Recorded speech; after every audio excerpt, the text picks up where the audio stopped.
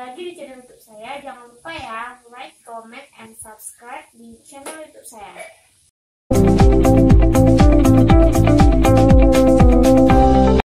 Baiklah, pada materi kali ini saya akan mencoba membahas tentang sistem periodik dengan tujuan yaitu pertama sejarah perkembangan sistem periodik. Dan setelah itu ada poin-poin itu ahli kimia dari Arab dan Persia. Lalu ada Antoine Lavoisier, ada John Dalton, ada George Jacob Berzelius, ada Triad Berberiner, terus ada hukum Octave Newland, ada sistem periodik Mendeleev, yang terakhir terus ada sistem periodik modern. Dan yang kedua saya akan mencoba membahas tentang sifat periodik. Itu dengan tujuannya agar kita dapat mengetahui tentang jari-jari atom, energi ionisasi, afinitas elektron, dan juga keelektronegatifan.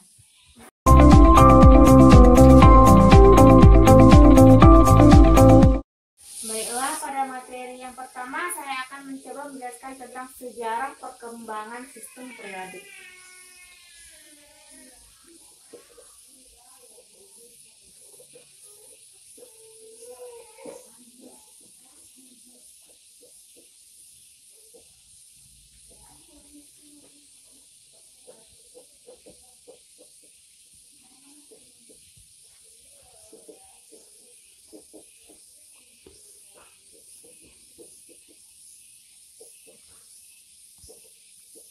Dengan judul utamanya sistem periodik.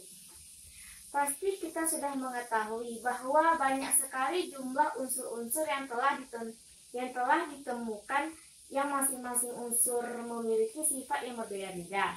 Dan pasti sangat sulit bagi kita untuk mempelajari sifat-sifat unsur yang sangat banyak itu.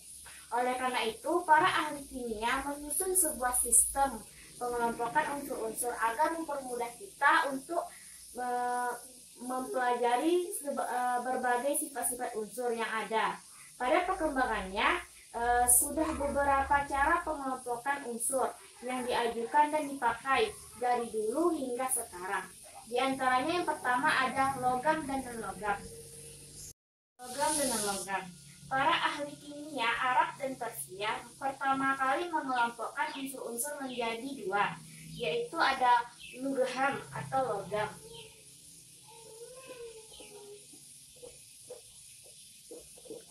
Atau disebut juga dengan logam.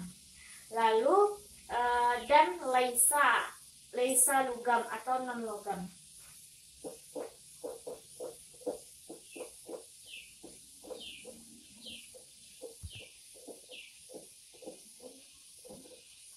Atau non logam. Unsur logam ada 16 unsur, yaitu ada besi, perak, emas, seng, nikel, dan tembaga. Sedangkan unsur non-logam yaitu ada arsen, hidrogen, nitrogen, oksigen, karbon, bereng, dan juga ada fosfor. Selanjutnya yaitu sejarah perkembangan sistem periodik menurut beberapa ahli. Yang pertama menurut Lavoisier pada tahun 1789.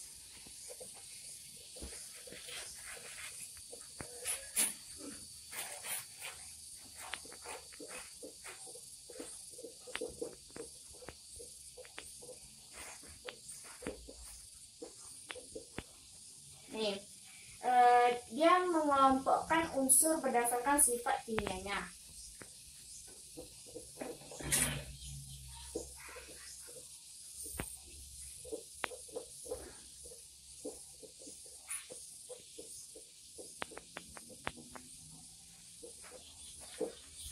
Mengelompokkan unsur berdasarkan sifat kimianya.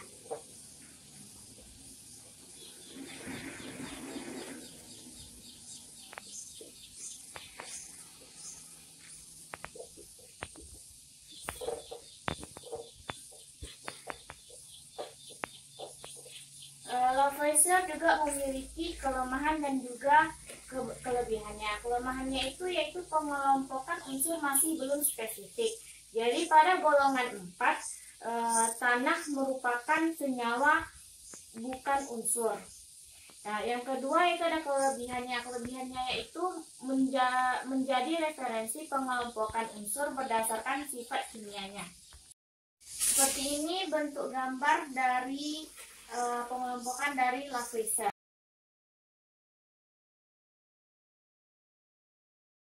Yang kedua ada menurut Dalton.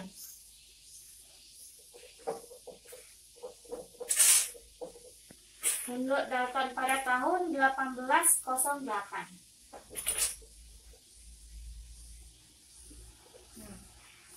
Dia yaitu dengan cara mengelompokkan unsur berdasarkan kenaikan massa atom.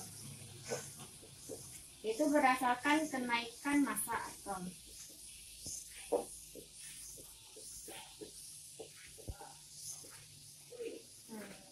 Yaitu massa atom didapat dan perbandingan massa atom unsur terhadap massa atom unsur hidrogen. Setelah itu dia juga memiliki kelemahan dan juga kelebihannya. Kelemahannya itu yaitu masih terdapat massa atom yang tidak sesuai, misalnya pada oksigen. Kelebihannya itu yaitu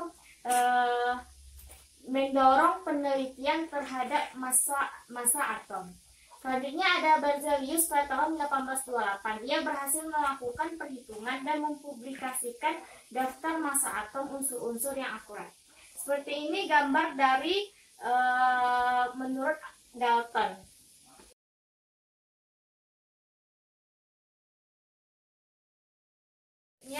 Menurut Dobereiner, itu dia menggagaskan pendapatnya pada tahun 1829.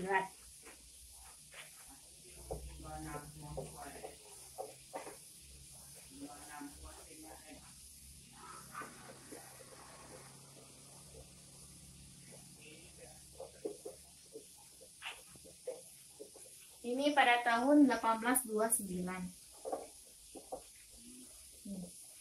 Pendapat dia itu yaitu pengelompokan unsur berdasarkan kemiripan sifatnya.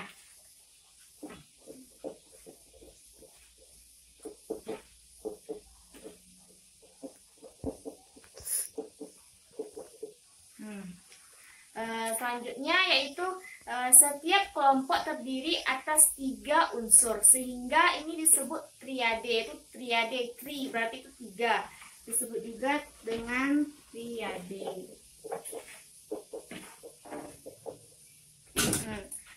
Dia juga memiliki kelemahan dan juga kelebihan.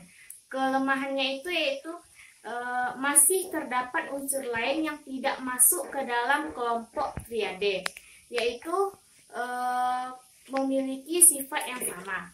Kelebihannya mendorong penelitian berikutnya untuk mengelompokkan unsur berdasarkan kemiripan sifat kimia dan kenaikan massa atom. Ada menurut Dobereiner, dia memiliki 3 unsur, yaitu ada litium, natrium, dan kalium. Itu ada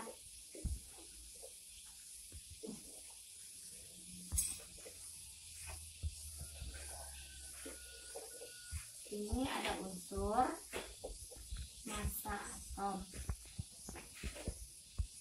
Di sini ada litium, natrium, dan juga kalium. Massa atom dari litium yaitu ada 6,94. Sedangkan natrium yang memiliki massa atom yaitu 22,99. Sedangkan kalium yang memiliki massa atom 39,1 atau 10. Selanjutnya yaitu massa atom unsur kedua. Kita mencari itu massa litium ditambah massa kalium per 2. Itu ada massa litium ditambah massa kalium dibagi 2. Jadi di sini kan massa litium itu ada 6,94 ditambah dengan 39,10 atau 39,10 dibagi 2. Di sini kita mendapatkan hasilnya itu yaitu 21, hasilnya yaitu ada 23,02. Di sini mendekati kan, karena di sini 99 kalau dibulatkan jadinya 29,02. Menurut Newlands pada tahun 1863. Kita hapus dulu karena nggak muat.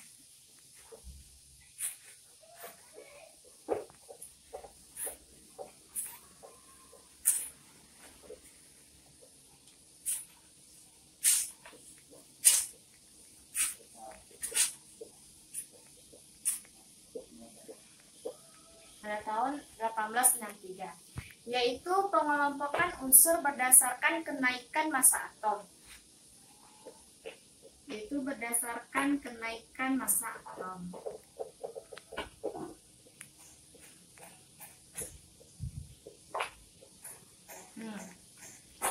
Yaitu terjadi pengelompokan sifat setiap unsur ke 8 sehingga disebut sebagai hukum oktav. Jadi menurut Newland ini disebut juga dengan hukum oktav.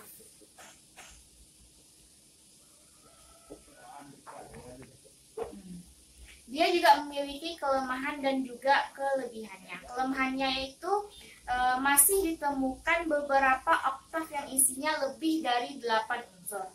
Yaitu ada tidak cocok untuk unsur dengan massa atom yang besar. Selanjutnya yang kelebihannya itu yaitu pengelompokan unsur berdasarkan massa atom relatif. Jadi kenaikan massa atom relatif dari data Berzelius. Itu menurut Lothar Meyer.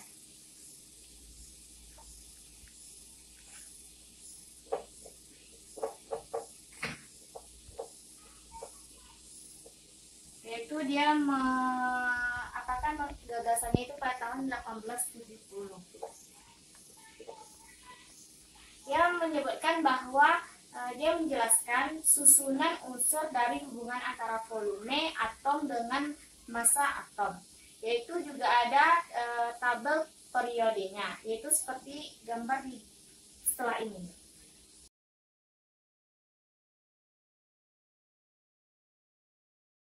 Menurut Mendeleev itu pada tahun 1869 dia mengemukakan gagasannya.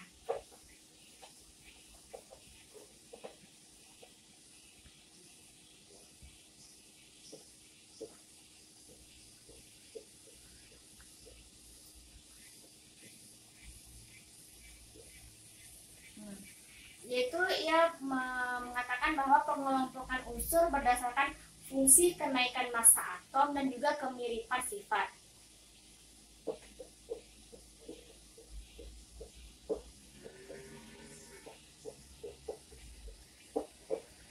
Fungsi kenaikan massa atom dan juga kemiripan sifat.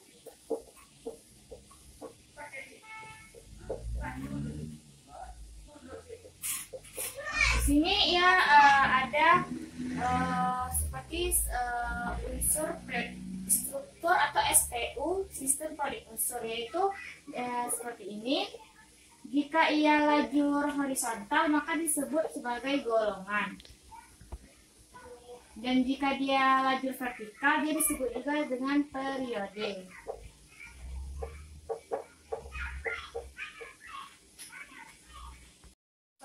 Menurut Mendeleev dia juga memiliki kelebihan dan juga kekurangannya.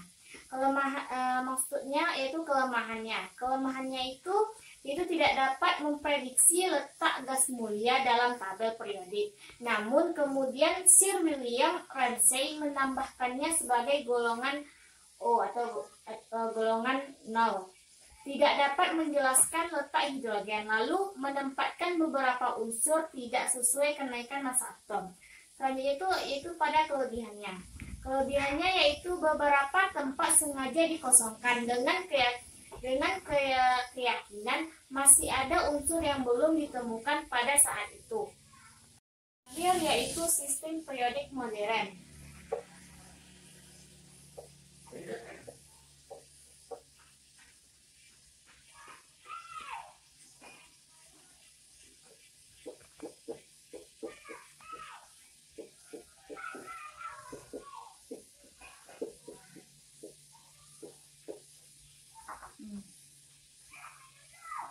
Di sini yaitu unsur-unsur yang disusun pada lajur horizontal, dia disebut juga sebagai periode, yaitu unsur-unsur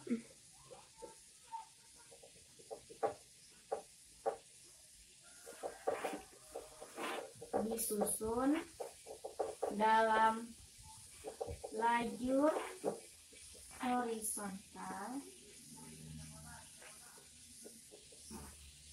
disebut juga sebagai periode. Dimana di sini kita kan periode SPU memiliki 7 periode. Selanjutnya yaitu jika unsur-unsur disusun dalam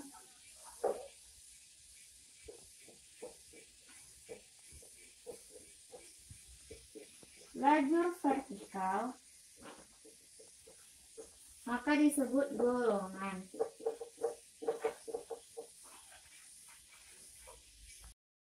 Di mana golongan ini menyatakan jumlah elektron valensi.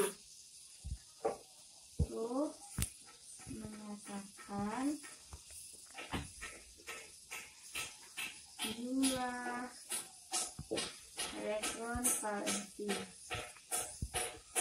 Di sini saya akan mencoba menjelaskan, yaitu di mana kita akan menentukan apakah dia golongan A atau apakah dia termasuk pada golongan B. Yaitu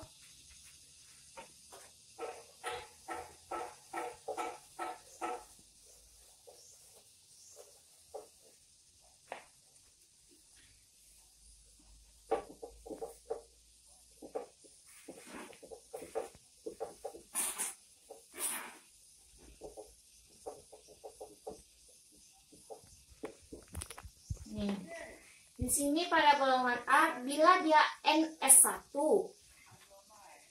Apabila dia NS1. N ini maksudnya dari kulit di dalam atom. Jadi bila dia pada S1 elektron valensinya, maka dia termasuk ke dalam golongan 1A. Dan selanjutnya jika dia NS2, maka dia 2A. Dan selanjutnya jika dia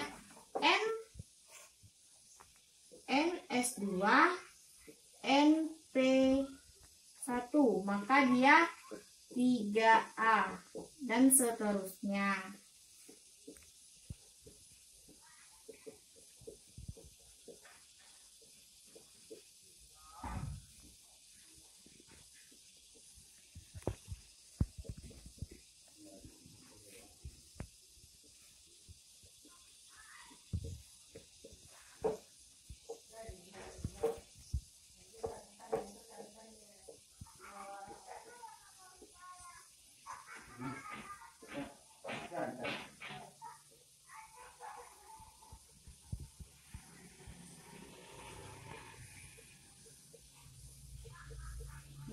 Dimana jika dia NS2 dan NP6, maka dia termasuk ke dalam golongan 8A. Dimana kan golongan itu kan hanya terdapat sampai 8A saja.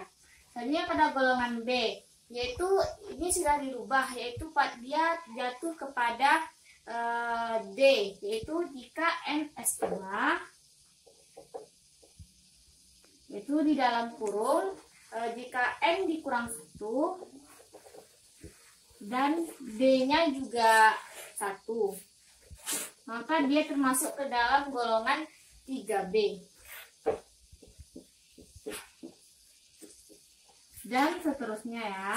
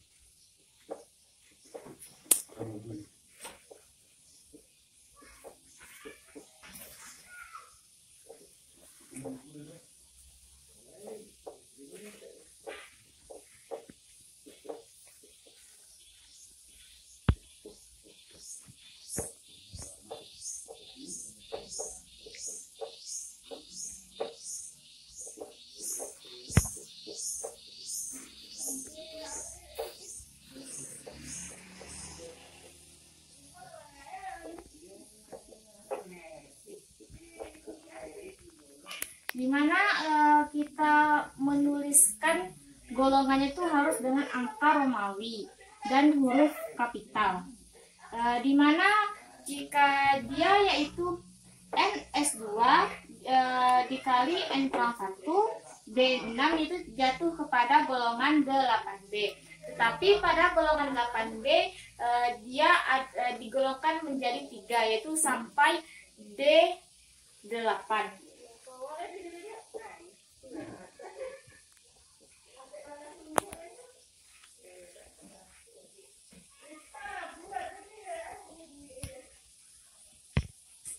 Di mana pada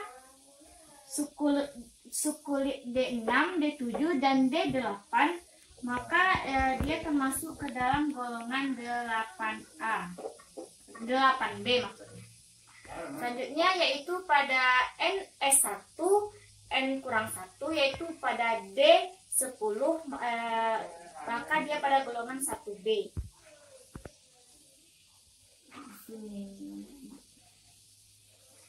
Dulu ada dia NS2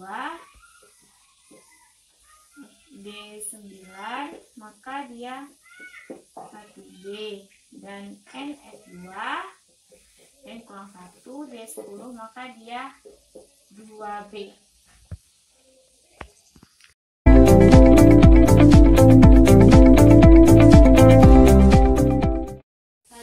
Poin yang kedua yaitu tentang sifat periodik.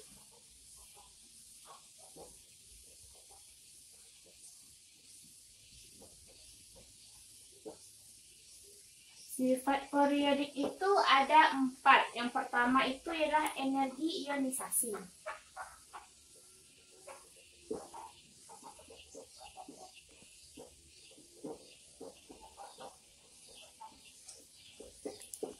Nih, maksud dari energi ionisasi adalah energi yang diperlukan untuk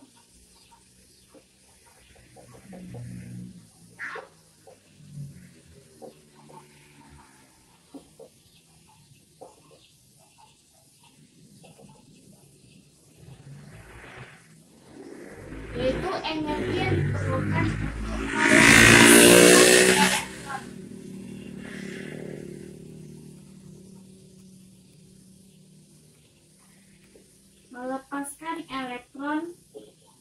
melepaskan elektron dari kulit terluar.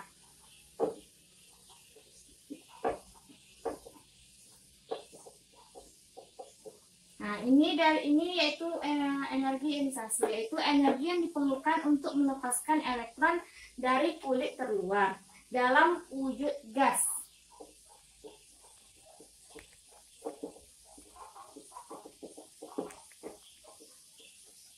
Nih, dia juga memiliki jika energi ionisasi itu besar, maka dia akan sulit untuk melepaskan elektron.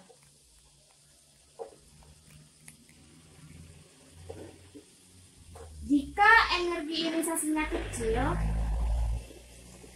maka kebalikan dari yang besar, berarti itu mudah untuk melepaskan elektron. Nih, yaitu di sini ada kecenderungan nih. Apabila dia semakin ke kanan, maka dia akan semakin besar.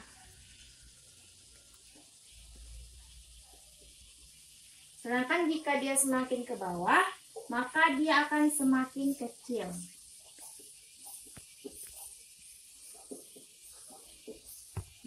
Oke, selanjutnya yang kedua yaitu afinitas elektron.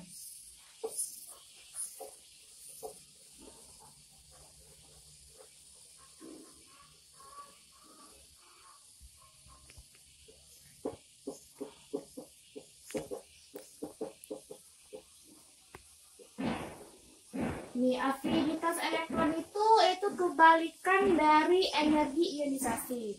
Yaitu afinitas elektron adalah energi yang dilepaskan untuk menerima elektron. Itu energi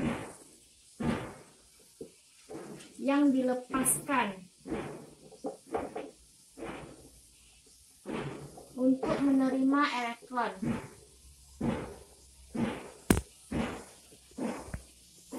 Nih. Jika afinitas elektronnya itu besar, berarti dia yaitu mudah menerima elektron.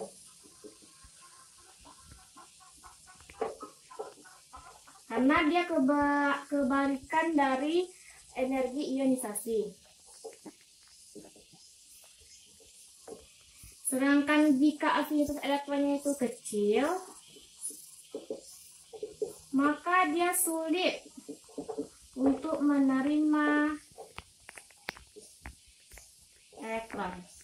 Di sini ada garis kecenderungan, yaitu apabila dia semakin ke kanan, maka dia semakin besar.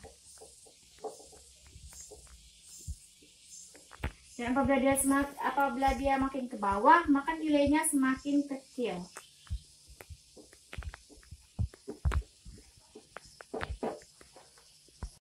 Selanjutnya sifat yang ketiga yaitu keelektronegatifan.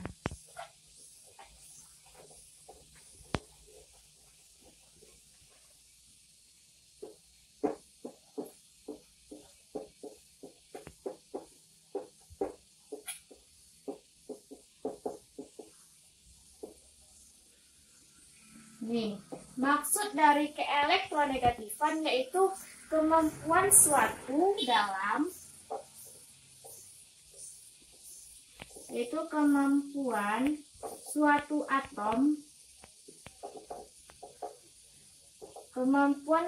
atom dalam menarik elektron.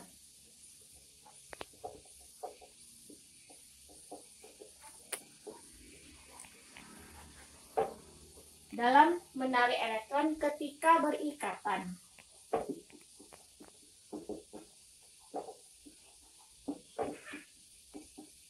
Nih, jika keelektronegatifannya itu besar, memiliki nilai besar, maka dia akan mudah menarik elektron.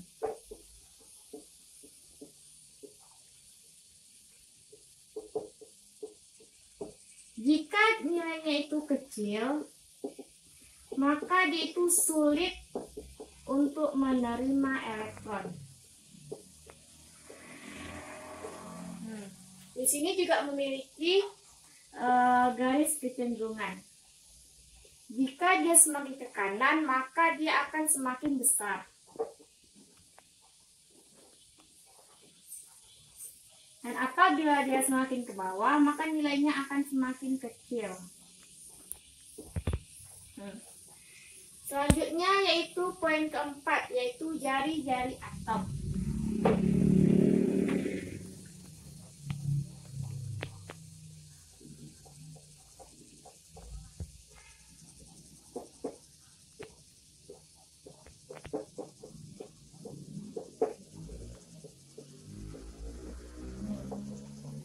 Maksud dari jari-jari atom yaitu ukuran atom dari inti atom ke kulit terluar, yaitu ukuran atom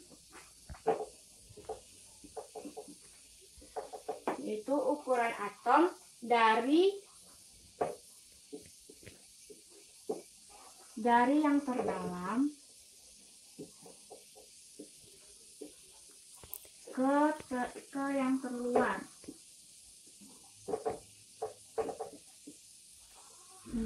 Jadi misalnya jari-jari atom itu seperti ini. Jadi jarak inti atom ke yang terluar ini disebut dengan jari-jari atom. Dia juga memiliki garis kecenderungan, yaitu jika dia semakin ke kanan, maka dia akan semakin kecil.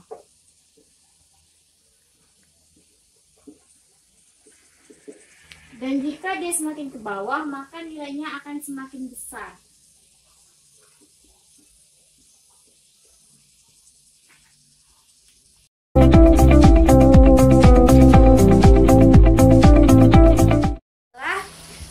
Sekarang saya akan mencoba lagi tentang sifat-sifat periodik dengan cara yang cepat.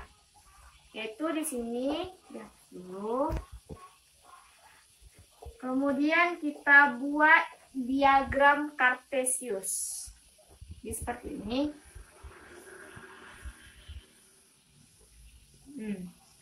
Dimana kan kita sudah pernah belajar kan tentang matematika juga ada. Di sini tuh namanya nih, di sini kuadran 1, di sini kuadran 2, di sini kuadran 3, dan di sini juga kuadran 4.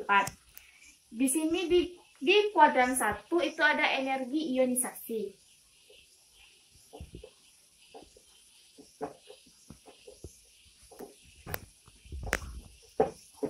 Dan yang kedua di sini ada keelektronegatifan.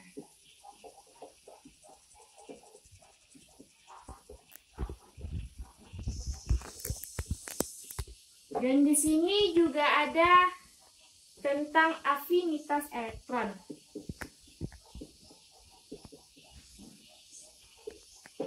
Selanjutnya di kuadran 1 juga ada tentang oksidator.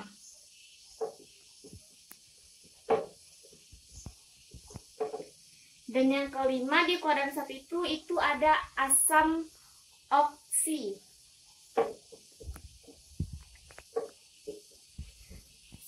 Berarti kan kalau di diagram Cartesius itu, jika dia semakin ke atas kan dia nilainya semakin besar. Dan jika dia ke kanan juga nilainya semakin besar. Sedangkan yang ke bawah dan yang ke kiri itu malah sebaliknya dari yang atas dan yang samping kanan. Berarti dia itu semakin kecil ke bawah dan semakin kecil juga ke kiri. Selanjutnya di kuadran ketiga itu ada jari-jari atom.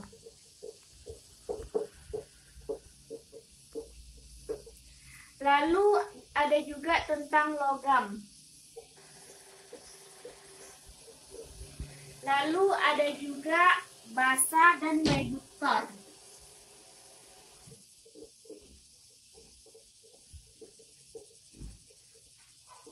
Nih, di sini dia juga memiliki sifat-sifatnya. Pada kuadran 1 yaitu sifat kuadran 1.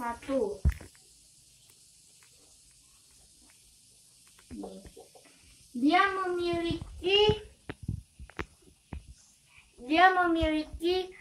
diawali dengan huruf vokal.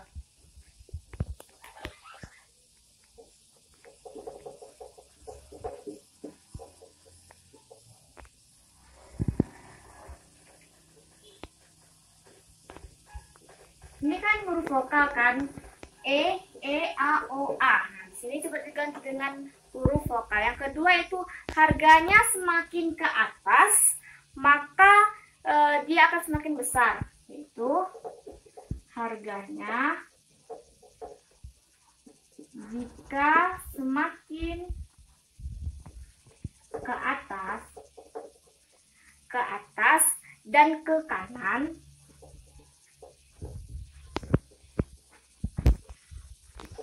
maka harganya lebih besar atau nilainya lebih besar ya.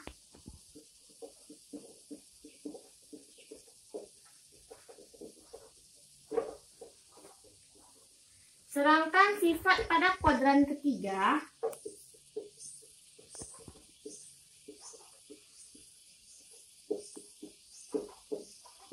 nih, dia diawali dengan konsonan.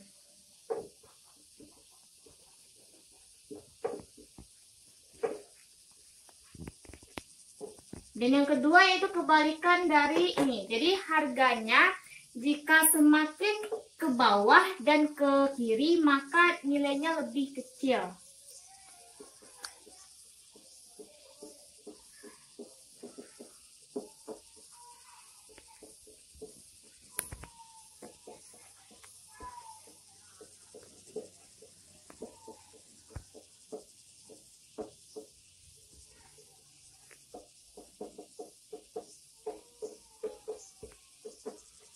Maka nilainya lebih kecil.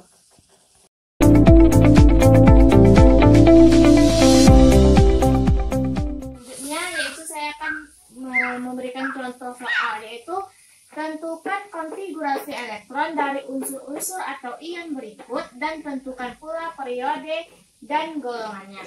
Yang pertama itu yang A ya. Nih. Dia memiliki massa atom 7. Jadi kita tulis dulu konfigurasi elektronnya. Yaitu 1s2, 2s2, 2p3. Jadi di sini dia memiliki konfigurasi elektron 1s2, 2s2 dan 2p3. Di mana jika kita ingin menentukan periode, maka kita harus menentukan dulu kulit paling tinggi. Jadi kulit yang paling tinggi itu kan di 2. Jadi di mana dia terletak pada kulit kedua. Berarti dia memiliki periode kedua. Selanjutnya yaitu menentukan golongan. Golongan ini kita tambahkan dulu yang paling atas itu ada 3 dan 2. Berarti 3 ditambah 2 yaitu berarti dia terletak kepada golongan 5A. Selanjutnya yang B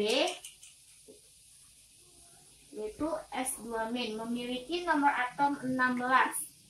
Sini kan dia memiliki ion 2-. Berarti kita tuliskan dulu konfigurasi elektronnya.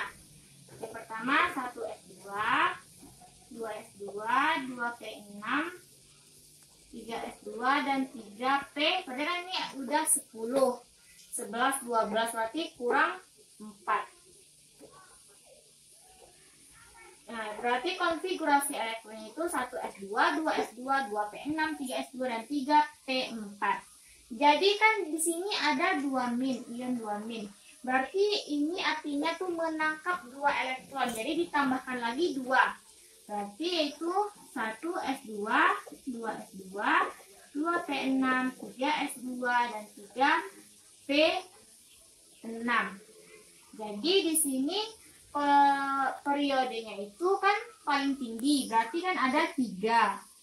Di sini ada 3. Berarti periodenya itu periode ketiga.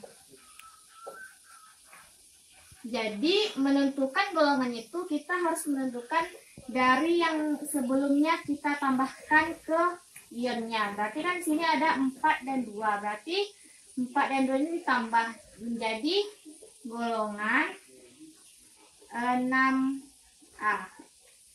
Selanjutnya soal yang C yaitu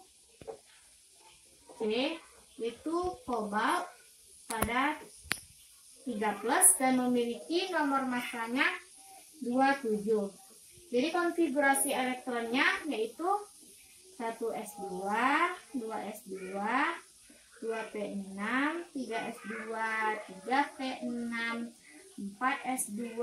Berarti ini ada 10, 20, berarti kurang 7 lagi. Berarti 3d7. Nah, jadi kan di sini dia berarti melepaskan karena dia 3+, berarti melepaskan 3. Berarti di sini dulu kita lepaskan ya, kita lepaskan jadinya akhirnya itu 1s2, 2s2, 2p6, 3s2, 3p6. Jadi kan ini habis, ini juga dikurangi 1, ini 2, ini 1, berarti kan pas 3. Jadi itu 3d6. Jadi dia terletak pada periode kan prinsipnya tadi 4. Jadi dia pada periode keempat. Dan golongan pada golongan ke-7. Jadi kan karena di sini itu dia D, jadi kan tadi kita sudah menentukan golongan yang A dan mana golongan yang D.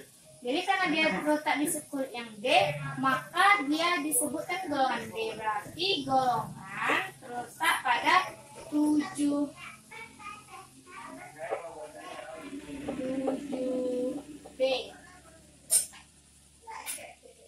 Selanjutnya yaitu saya akan memberikan contoh lagi, yaitu tentukan konfigurasi elektron dari unsur-unsur yang terletak pada A periode 3 golongan 7A, B periode 4 golongan 6B, C C periode 4 golongan 4A dan D periode 6 golongan 2B. Jadi kan tadi sudah menentukan di mana kita dapat menentukan itu golongan A atau golongan B. Jadi jika kita ingin mendapatkannya secara mudah, maka yang pertama itu kan dia periode 3 golongan ke 7A. Jadi rumusnya itu kan berarti NS2 dan NPX. Jadi di sini tuh kita membuat konfigurasi elektronnya terlebih dahulu. Berarti dia ini terletak di pada unsur S kan, yaitu kita buat dulu konfigurasi elektronnya. Jadi di sini terletak 3S2 dan 3S2 ya 3P kan di sini ada 7, berarti 3P5. Jadi kita tentukan, jadi kita buat konfigurasi elektron yang panjangnya yang sempurna. Jadi 1S2, 2S2, 2P6, 3S2 dan 3P5. Jadi dia terletak pada golongan ketiga dan dia terletak di periode ketiga dan golongan ke 7A. Jadi yang kedua lagi, yang ini yang A, yang B-nya itu periode 4 golongan 6B. Jadi itu kan dia berarti NS.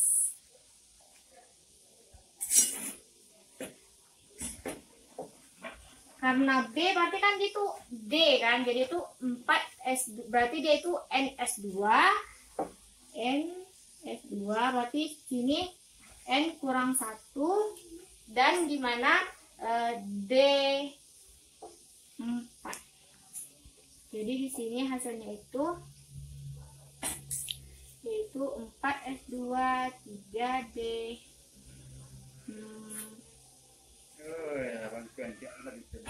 3D6 ya.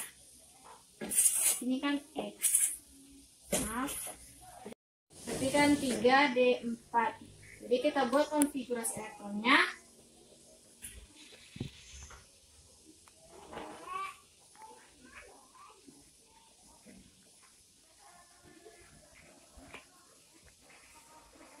Jadi di sini kan dia golongan B. Jadi ini kan disebut juga sebagai tidak stabil kan, karena ini itu tidak terisi penuh. Jadi kita buat dia stabil. Jadinya itu 1S2, 2S2, 2P6, 3S2, 3P6, 4S1 dan 3D5. Selanjutnya yaitu yang C.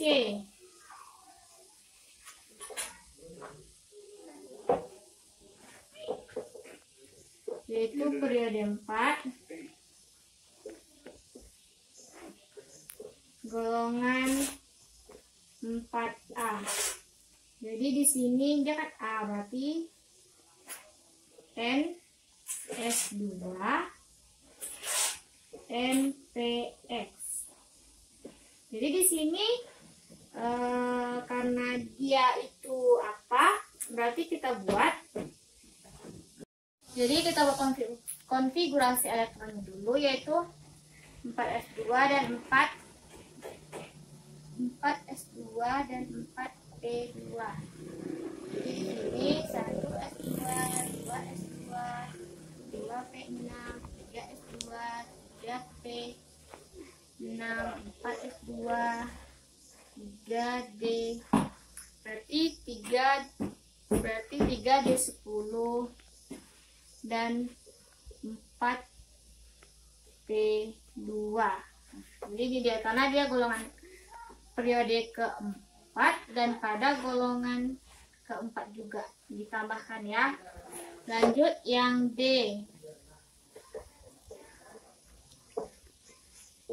yaitu periode 6 golongan 2B. Jadi di sini berarti rumus itu NS2 N kurang 1 dan DX. Jadi di sini konfigurasi elektron 2D yaitu 6S2 dan 5D10. Berarti 6S2 dan 5D10.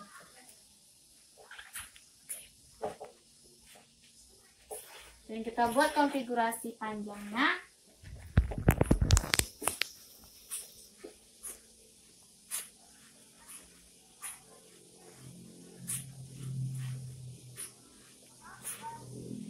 Dan SSP, SPS, DPS.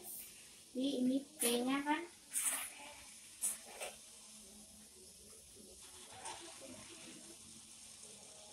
Udah 10.